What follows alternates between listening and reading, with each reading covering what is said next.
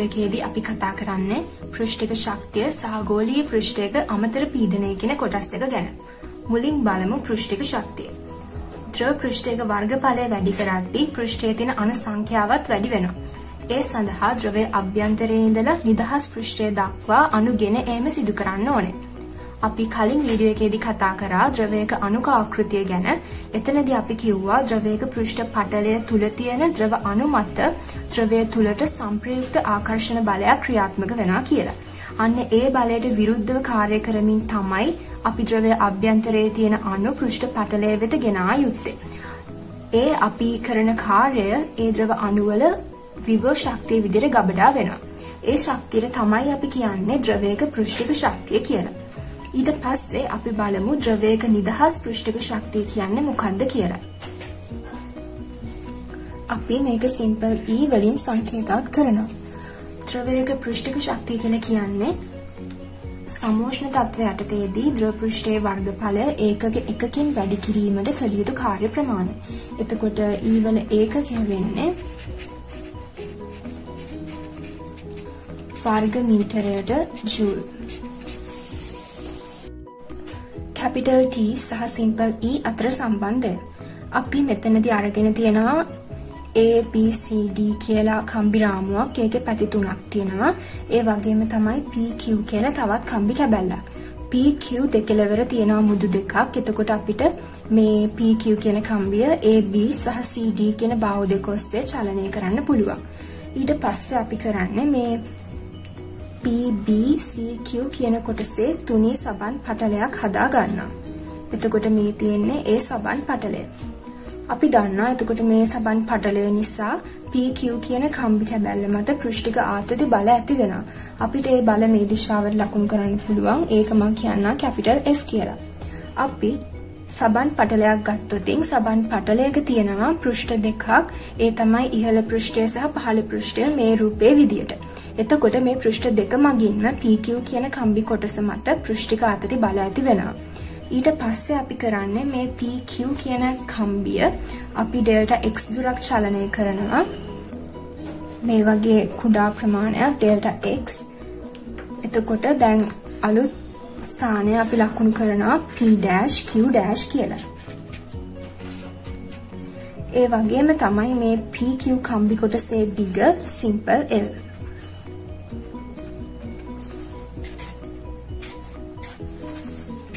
දැන් අපිට පේනවා මේ තුනී සබන් පටලයේ පෘෂ්ඨ වර්ගඵලය වැඩි වුණා. දැන් මෙතන මේ කොටසේ තියෙන්නේ සබන් පටලය. කලින් සබන් පටලයේ වර්ගඵලය උනේ B, P, Q සහ C. දැන් වර්ගඵලය B, P', Q', C. ඒ කියන්නේ P, P', Q' කියන කොටසේ අලුතින් වර්ගඵලයක් හැදුනා. ඒ කියන්නේ නව පෘෂ්ඨික ශක්තියක් ගබඩා වුණා. අපි මේ PQ කියන කම්බි කොටස දකුණු පැත්තට චලනය කරන්න අපි තවත් බලයක් යොදන්න ඕනේ. ඒ බලය මම කියන්නම් F' කියලා. මේ F' බලයත් F බලයටම සමානයි. ඒ කියන්නේ පෘෂ්ඨික ආතති බලයටම සමානයි. අපි ඒ පෘෂ්ඨික ආතති බලයට විරුද්ධව කරපු කාර්යය තමයි අලුතින් සෑදුණු වර්ගඵල කොටසෙහි පෘෂ්ඨික ශක්තිය විදියට ගබඩා වුනේ. දැන් අපි මේ සඳහා ප්‍රකාශන ලියමු. මුලින්ම PQ මත යෙදෙන පෘෂ්ඨික ආතති බලය capital F. අපි දන්නවා පෘෂ්ඨික ආතති බලය සමානයි පෘෂ්ඨික ආතති සංගුණකයේ වැඩි කිරීම දිග. එතකොට මෙතනදී පෘෂ්ඨික ආතති සංගුණකයේ capital T, දිග simple L. ඒ වගේ පෘෂ්ඨ දෙකක් තියෙන නිසා මේක දෙකෙන් වැඩි කරනවා. එතකොට F' වල විශාලත්වයත් capital F බලයටම සමානයි. එතකොට F' උත් එන්නේ 2LT. ඊට පස්සේ පෘෂ්ඨික ආතති බලවලට එරෙහිව කරන ලද කාර්ය. අපි දන්නා කාර්ය සමානයි බලය වැඩි කිරීම දුර. එතකොට මෙතන බලය කියලා එන්නේ පෘෂ්ඨික ආතති බලය. ඒ කියන්නේ 2LT. දුර කියලා එන්නේ ඩෙල්ටා x. ඉතින් P, P', Q' නම් පෘෂ්ඨික ආතතිය සහිත නව වර්ගඵලයක් බිහිවේ. ගබඩා වූ පෘෂ්ඨික ශක්තිය W2. පෘෂ්ඨික ශක්තිය නම් එන්නේ ඒකක වර්ගඵලයක පෘෂ්ඨික ශක්තිය වැඩි කිරීම පෘෂ්ඨ වර්ගඵලය. එතකොට W2 සමානයි E වාරයක් පෘෂ්ඨ වර්ගඵලය කියන්නේ ඩෙල්ටා x වැඩි කිරීම L. ඒ වගේ පෘෂ්ඨ දෙකක් තියෙන නිසා ඒකත් අපි දෙකෙන් වැඩි කරනවා. W1 සමානයි W2 ඒ කියන්නේ ගබඩා වූ පෘෂ්ඨික ශක්තිය සමානයි පෘෂ්ඨික ආතති බලවලට එරෙහිව කරන ලද කාර්යය. W1 කියන්නේ E වාරයක් L වාරයක් delta x වාරයක් 2 W2 කියන්නේ 2LT වැඩි කිරීම delta x. එතකොට දෙපැත්තේ පොදු පද කැපෙනවා. L ට L කැපෙනවා delta x to delta x දෙකට දෙක. එතකොට ඉතුරු වෙන්නේ E සමානයි T. වැදගත් සම්බන්ධයක්. E කියන්නේ ඒකක වර්ගඵලයක පෘෂ්ඨික ශක්තිය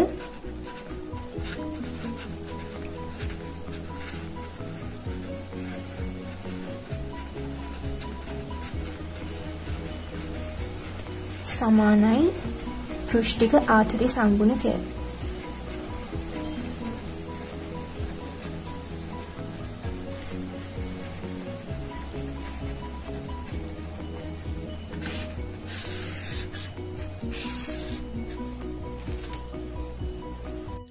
ද්‍රවයක මුළු පෘෂ්ඨික ශක්තිය.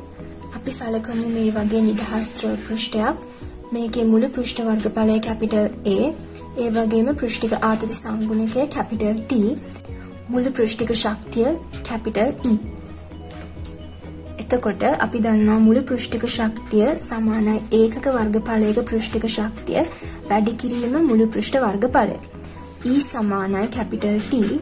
එතකොට අපිට අවසන් ප්‍රකාශය එන්නේ E සමානයි T වාරයක් කැපිටල් A. අපි උදාහරණ 3ක් සලකමු. පළවෙනියට අරන් තියෙන්නේ සබන් පටලයක්. ඒකේ දිග සිම්පල් A, පළල සිම්පල් B. එතකොට සබන් පටලයක් ගත්තම පෘෂ්ඨ දෙකක් තියෙනවා. එතකොට එයාගේ මුළු පෘෂ්ඨික ශක්තිය වෙන්නේ වර්ගඵලය A වාරයක් B, ඒ වගේ පෘෂ්ඨ දෙකයි වාරයක් කැපිටල් T. ඊට පස්සේ අරගෙන තියෙන්නේ ද්‍රව බිඳුවක්. ද්‍රව බිඳුවේ අරය කැපිටල් R. එතකොට ද්‍රව බිඳුවක් ගත්තම එයාගේ නිදහස් පෘෂ්ඨ එකයි තියෙන්නේ. ඒ කියන්නේ මේ බාහිර පෘෂ්ඨය. එතකොට අපි යාගේ ශක්තිය ලියුතින් E සමානයි 4යි R වර්ගය වාරයක් T. ඊළඟට අරන් තියෙන්නේ සබන් බුබුලක්. අපි සබන් බුබුලක් ගත්තම මේ තියෙන්නේ සබන් බුබුල හැදිලා තියෙන්නේ තුනී සබන් පටලයකින්. එතකොට අපිට පේනවා යාගේ නිදහස් පෘෂ්ඨ දෙකක් තියෙනවා. මේ තියෙන්නේ පිටත පෘෂ්ඨය, ඒ වගේම අභ්‍යන්තර පෘෂ්ඨය. මේක තුනී සබන් පටලයක් නිසා මේකේ අභ්‍යන්තර පෘෂ්ඨයේ අරයයි බාහිර පෘෂ්ඨයේ අරයයි දෙකම ඉතාම ආසන්නයි. අපි මෙතන රූපේ ලොකු වෙනසක් තිබ්බට ඉතාමත්ම ආසන්නයි. ඒ අගය අපි කැපිටල් R කියලා දාමු. එතකොට එයාගේ පෘෂ්ඨික ශක්තිය එන්නේ වර්ගඵලය එක පෘෂ්ඨයක 4යි R වර්ගය. ඒ වගේ පෘෂ්ඨ දෙකක් තියෙනවා. ඒක වැඩි කරනවා T වලින්. ද්‍රව පටලයක දැමූ පුඩුවක පිළියෙල වෙන ආතතිය. එතකොට මම මෙතනදී අරන් තියනවා කම්බි රාමුවක්. ඒ කම්බි රාමුව සබන් ද්‍රාවණයක ගිල්ලුවාම අපිට මේ කම්බි රාමුව මත සබන් පටලයක් හදාගන්න පුළුවන්. ඊට පස්සේ අපි කරන්නේ සිහින් නූල් කැබැල්ලක් අරගෙන ඒකේ දෙකලවර ගැට ගහලා අපි හදාගන්නවා සිහින් නූල් පුඩුවක්. ඊට පස්සේ මේ කම්බි රාමුව බිඳෙන්නේ නැති වෙන්න අපි මේ නූල් පුඩුව මේ සබන් පටලය මත තියනවා. එතකොට මේ තියෙන්නේ නූල් පුඩුව. ඊට පස්සේ අපි කරන්නේ ප්‍රවේශමෙන් නූල් පුඩුව තුල තියෙන සබන් පටලය බිඳිනවා. එතකොට අපිට දකින්න ලැබෙනවා මේ නූල් පුඩුව ඇදිලා වෘත්තාකාර හැඩයකට පිළියෙල වෙනවා. එතකොට මේ තමයි නූල් පුඩුව.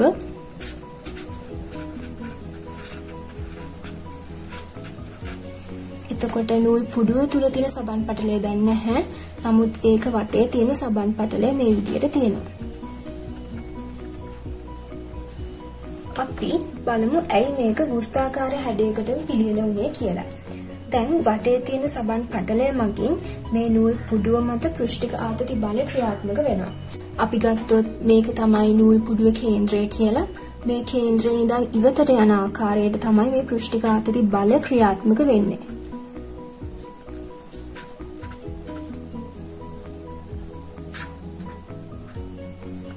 සහ නූල් පුඩුවට ලම්බක වන ආකාරයට.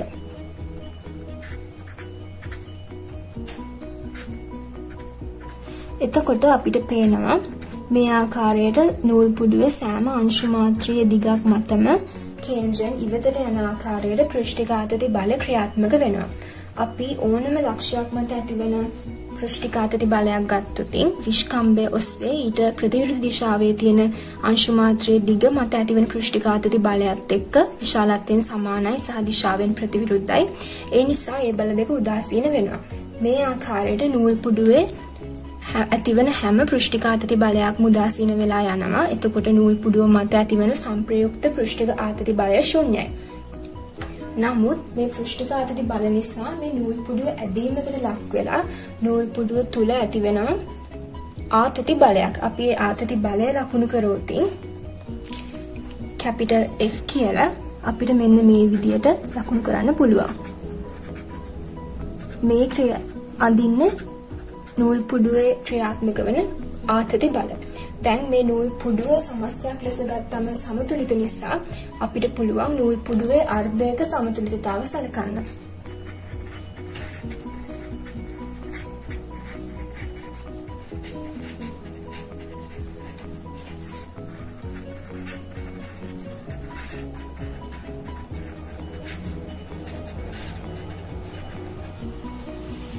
අපි බලන්දුතින් මේ විදියට පෘෂ්ඨික ආතති බල අඳින්න පුළුවන්.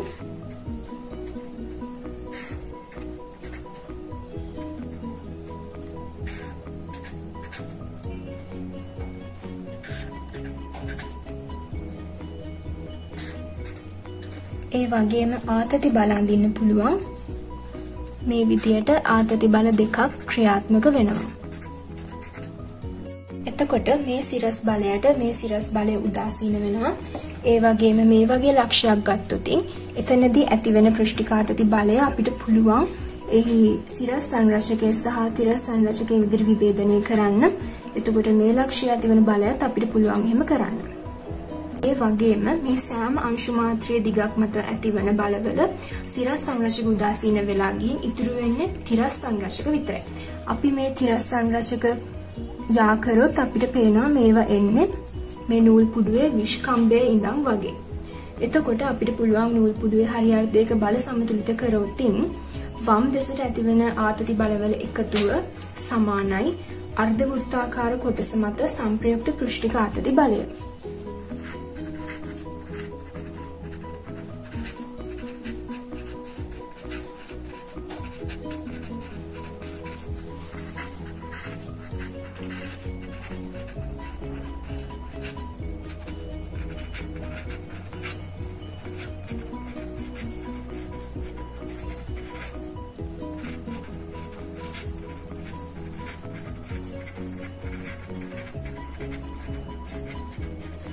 පෘෂ්ඨික ආතති බලය.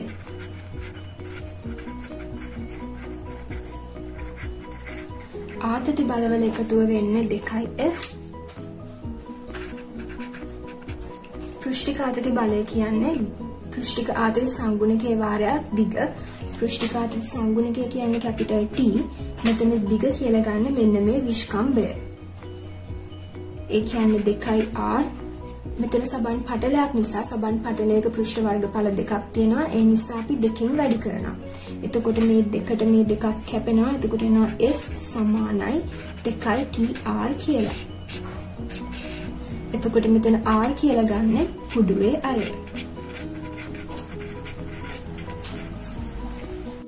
දැන් අපි කතා කරන්නේ ගෝලීය පෘෂ්ඨයක අමතර පීඩනය කියන කොටස. අපි බලමු සබන් බුබුලක් පිළිබඳව. එතකොට මේ තියෙන්නේ සබන් බුබුලේ පිටත පෘෂ්ඨය.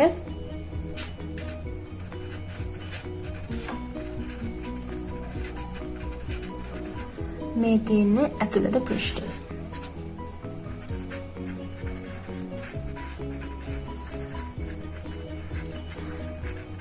එතකොට පෘෂ්ඨික ආතති සංගුණකය කැපිටල් T කියලා ගමු.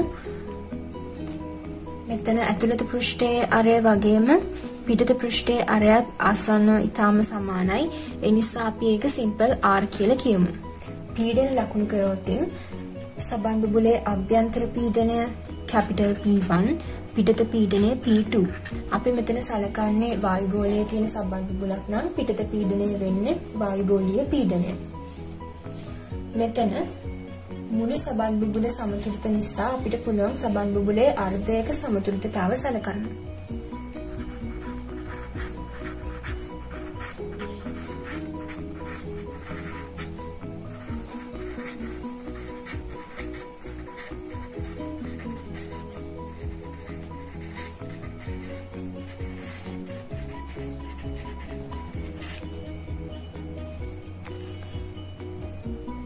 එතකොට මේ තියෙන්නේ සබන් බුබුලේ කේන්ද්‍රය. අපි මෙතන බල ලකුණු කරොත් මුලින් බලමු සබන් බුබුලේ ඇතුළත පීඩනය නිසා ඇතුළත පෘෂ්ඨය මත ඇතිවන පීඩන බල. ඒවා ක්‍රියාත්මක වෙන්නේ කේන්ද්‍රයේ ඉඳන් වගේ මේ විදියට.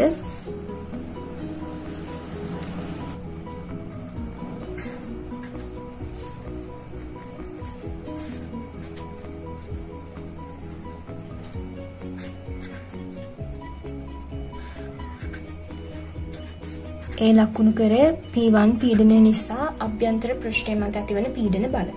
අපි මේව සැලකුවොතින් මේවල තිරස් සංරචක සහ සිරස් සංරචක විදියට සිරස් සංරචක එකිනෙක උදාසීන වෙලා ගිහින් අවසානයේ ඉතුරු වෙන්නේ තිරස් සංරචක.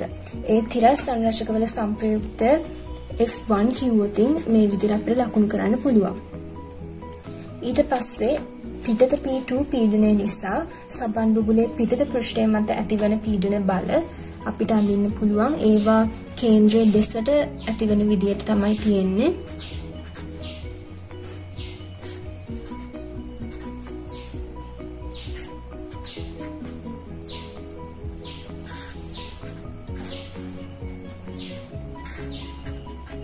මේ විදියට. එතකොට ඒ වල සිරස් සංරචක උදාසීන වෙලා තිරස් සංරචක විතරයි ඉතුරු වෙන්නේ. තිරස් සංරචක වල සංප්‍රයුක්ත බලය මේ විදිහට ලකුණු කරන්න පුළුවන්. ඒක F2. පීඩන බලවලට අමතරව මෙතන තවත් පෘෂ්ඨික ආතති බල තියෙනවා. පෘෂ්ඨික ආතති බල ඇති වෙන්නේ මේ පෘෂ්ඨයේ දිගේ සහ මේ පෘෂ්ඨයේ දිගේ. අපි පිටත පෘෂ්ඨයේ දිගේ ඇතිවන බල සැලකුවොතින් මේ විදිහට ලකුණු කරන්න පුළුවන්. ඒ වගේම තමයි අභ්‍යන්තර පෘෂ්ඨයේ ධාරයේ දිගේ ඇතිවන බල සැලකුවොත් මේ විදිහට අපිට ලකුණු කරන්න පුළුවන්. ඒ බලවල සංප්‍රයුක්තය මේ පැත්තට තියෙන්නේ. ඒක කැපිටල් F. දැන් අපි මේ බල සඳහා ප්‍රකාශන ලියමු. පළවෙනි බලය තමයි F1. F1 කියලා කියන්නේ බුබුල තුල ඇති P1 පීඩනය නිසා අර්ධගෝලයේ ඇතුළත පෘෂ්ඨ වර්ගඵලය මත ඇතිවන බලවල තිරස් සංරචකයන්ගේ සංප්‍රයුක්තය. අපි දන්නා පීඩනය සමානයි බලය බෙදීම වර්ගඵලය. එහෙනම් බලය සමානයි පීඩනය වැඩි කිරීම වර්ගඵලය. එතකොට මෙතන F1 සමානයි පීඩනය කියලා ගන්න සබන් බුබුලේ අභ්‍යන්තර පීඩනය, ඒ කියන්නේ P1 වර්ගඵලය කියලා ගන්න මොකක්ද? අපි ඒක පැහැදිලි කරන්න අඳිමු සබන් බුබුලේ අභ්‍යන්තර පෘෂ්ඨයේ රූප සටහනක්. එතකොට අපි අර P1 පීඩනය නිසා ඇතිවන බල මෙන්න මේ විදිහට තමයි ඇන්ද කලින් රූපේ.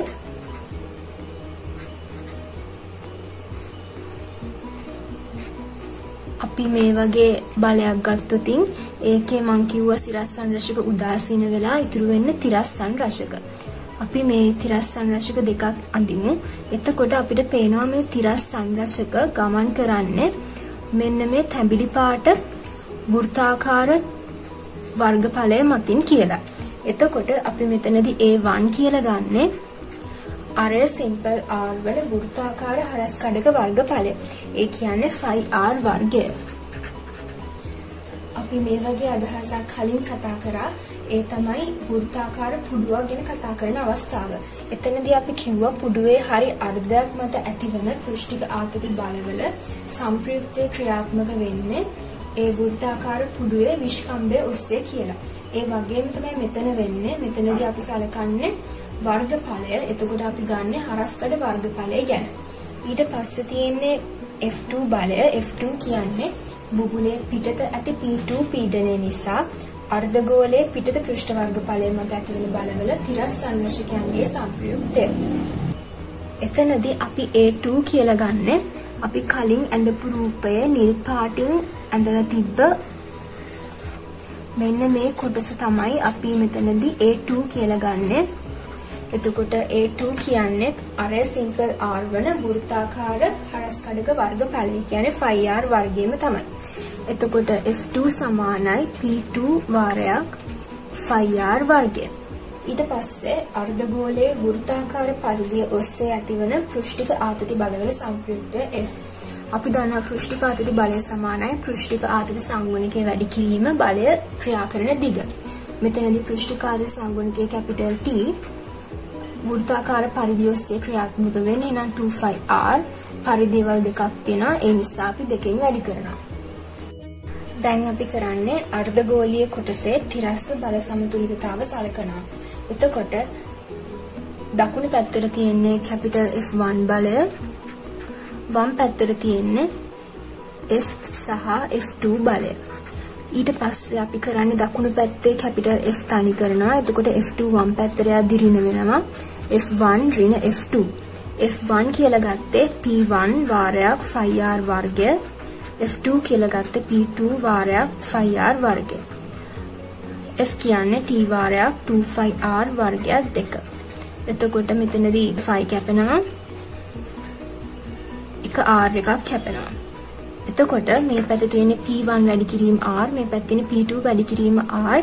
පද දෙකටම R පොදුයි. ඒ නිසා R එළියට ගන්නවා. P1 ඍණ P2 සමානයි. දෙවරක් දෙක 4යි 4යි T. P1 ඍණ P2 තනි කරාම 4යි T බෙදීම R. P1 ඍණ P2 කියන එකට තමයි අපි කියන්නේ අමතර පීඩනය. ඒ කියන්නේ ඩෙල්ටා P. ඩෙල්ටා P සමානයි 4යි T යට R. මේක වැදගත් සමීකරණයක්. මෙතනදී අපිට පේනවා P1 විශාලයි P2ට වඩා. P1 කියලා ගත්තේ ගෝලීය පෘෂ්ඨය තුල පීඩනය, P2 කියන්නේ ගෝලීය පෘෂ්ඨයෙන් පිටත පීඩනය. එතකොට මේක හැමතැනටම පොදු එකක්. ඒ තමයි ගෝලීය පෘෂ්ඨයේ ඇතුළත පීඩනය වැඩි පිටත පීඩනයට වඩා. දැන් අපි සලකමු ජල බිඳුවක් ගැන.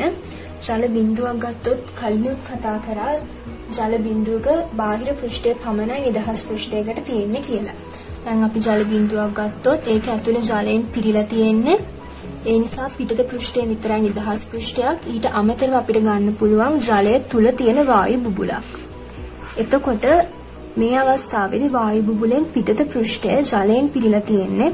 එතකොට නිදහස් පෘෂ්ඨයකට කියලා තියෙන්නේ අභ්‍යන්තර පෘෂ්ඨය විතරයි. මේ අවස්ථා දෙකේදීම එක නිදහස් පෘෂ්ඨය දකින්න ලැබෙන්නේ. එතකොට අපි මේ වගේ අවස්ථාවකට කොහොමද පීඩන සමීකරණ යොදන්නේ?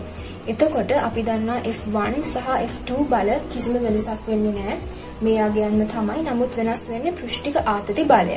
අපි ගත්තොත් ඒක F' කියලා මේ වගේ අවස්ථාවකදී F' කියලා එන්නේ T වාරයක් 2πr විතරයි. මොකද මේකට පෘෂ්ඨ දෙකක් නැහැ නිසා දෙකෙන් වැඩි වෙන්නේ නැහැ. එතකොට මේ සමීකරණයෙන් අපි වෙනස් කරොත් මේ දෙක එන්නේ නැහැ. එතකොට මෙතනට එන්නේ 2, මෙතනටත් 2. එතකොට සමීකරණයේ එන්නේ ඩෙල්ටා P සමානයි 2යි T යට සිම්පල් R කියලා.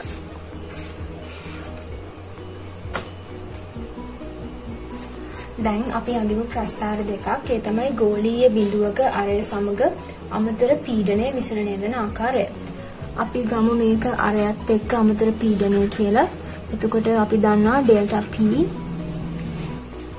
සමානයි 4යි T යට R. ඒ වගේම ඩෙල්ටා P සමානයි 2යි T යට R. එතකොට අපිට ගන්න පුළුවන් ඩෙල්ටා P සමානුපාතිකයි 1 යට R. එතකොට අපිට ප්‍රස්ථාරය එන්නේ මෙන්න මේ විදියට.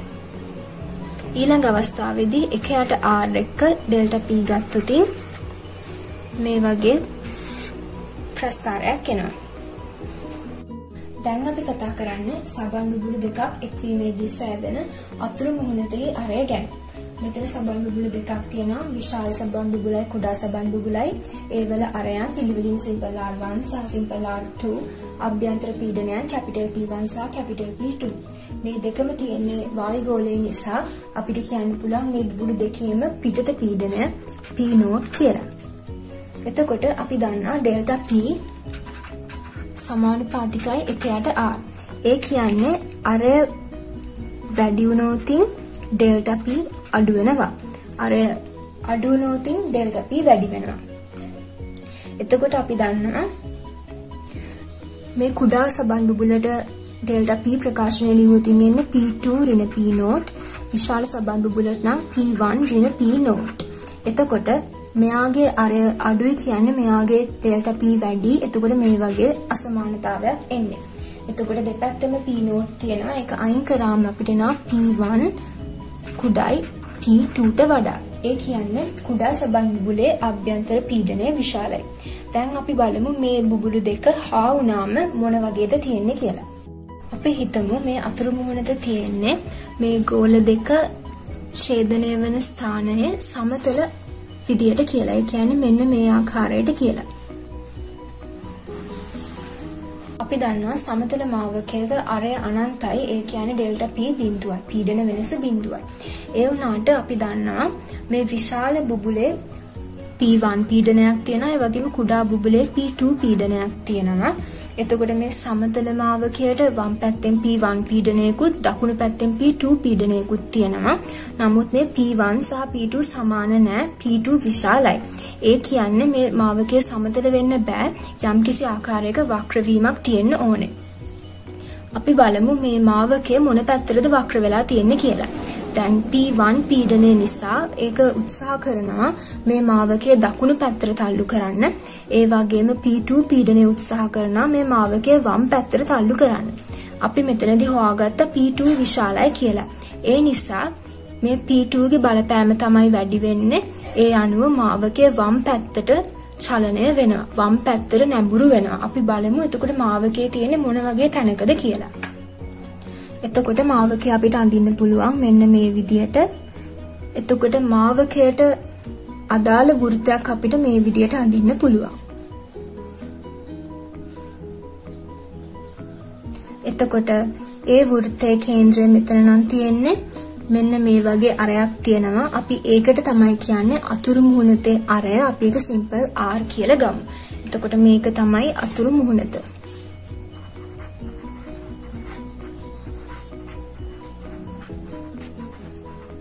ඊට පස්සේ අපිට පුළුවන් මේ විශාල ගෝලයටයි කුඩා ගෝලයටයි මේ ගෝලයටයි ලියන්න පීඩන සමීකරණය. අපි මුලින් බලමු විශාල ගෝලයට. විශාල ගෝලයේ සලකා පීඩන සමීකරණය ලියුවම එන්නේ P1 ඍණ P නෝට් සමානයි 4t යට R1 මේක 1 කියලා ගමු. ඒ වගේම කුඩා ගෝලයේ සලකලා ලියුවම එන්නේ P2 ඍණ P නෝට් සමානයි 4t යට R2 මේක 2. ඒ වගේම අතුරු මුහුණකට අපි ලියුවොතින්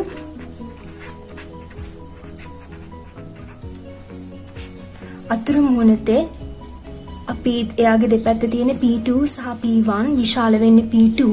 එතකොට P2 ඍණ P1 සමානයි 4t යට එයාගේ අරය සිම්පල් R මේක තුන්වෙනි සමීකරණය. ඊට පස්සේ අපි දෙවෙනි සමීකරණයෙන් පළවෙනි සමීකරණය අඩු කරනවා. දෙක කියන්නේ P2 ඍණ P නෝට් ගෙන් අඩු කරනවා P1 ඍණ P නෝට් සමානයි 4t යට R2 ඍණ 4t යට R1.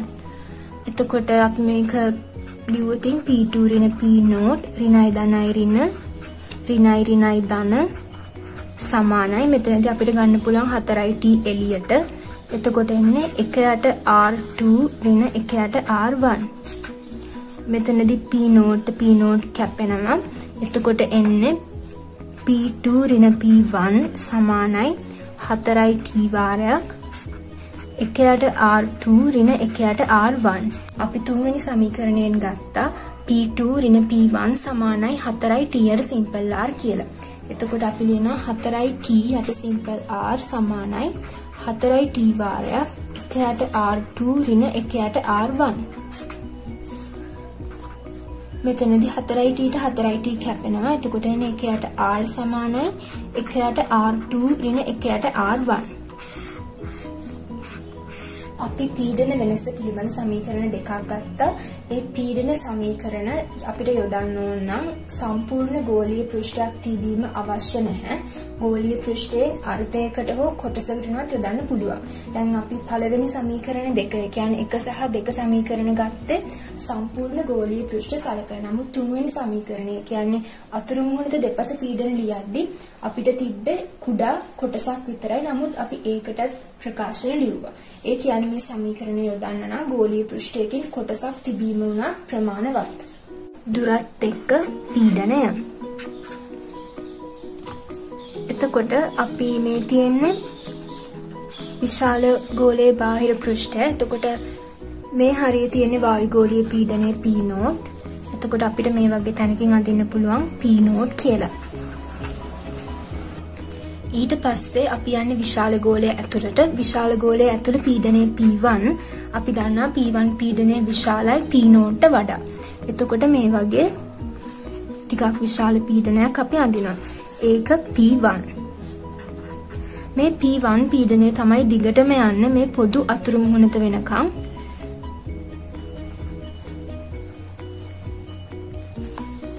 P1 ඊට පස්සේ පොදු අතුරු මුහුණත හම්බුනාට පස්සේ අපි යන්නේ කුඩා ගෝලය ඇතුළට. කුඩා ගෝලය ඇතුළත පීඩනය P2. අපි දන්නවා P2 පීඩනය විශාලයි P1ටත් වඩා. එතකොට තව ටිකක් උඩට යනවා පීඩනය. ඒ පීඩනය වෙන්නේ P2. මේ P2 පීඩනය තමයි කුඩා ගෝලය ඉවර වෙනකම්ම තියෙන්නේ. මේ කුඩා ගෝලයෙන් පස්සේ අපි යන්නේ කොතනටද? ඕගොල්ලන්ට හිතෙන්න පුළුවන් මේ අනිත් ගෝලය ඇතුළට කියලා. එහෙම නෙමෙයි. මෙතන ඇත්තට මෙහෙම ගෝලයක් නෑ. මෙතන තියෙන්නේ වායුගෝලීය පීඩනයම තමයි. මේ කඩිරින් ඇඳලා තියෙන මෙතන ගෝලයක් නැති නිසා අපි මේ ගෝලය ඇඳලා තියෙන්නේ මේ පොදු අතුරු මුහුණතට අදාළව. ඇත්තට මෙහෙම ගෝලයක් නෑ. එතකොට කුඩා ගෝලයෙන් පස්සේ යන්නේ වායු ගෝලයට. ඒ කියන්නේ නැවතත් පීඩනය P0 දක්වා පල්ලෙහාට එනවා. දිගටම P0 පීඩනය තමයි.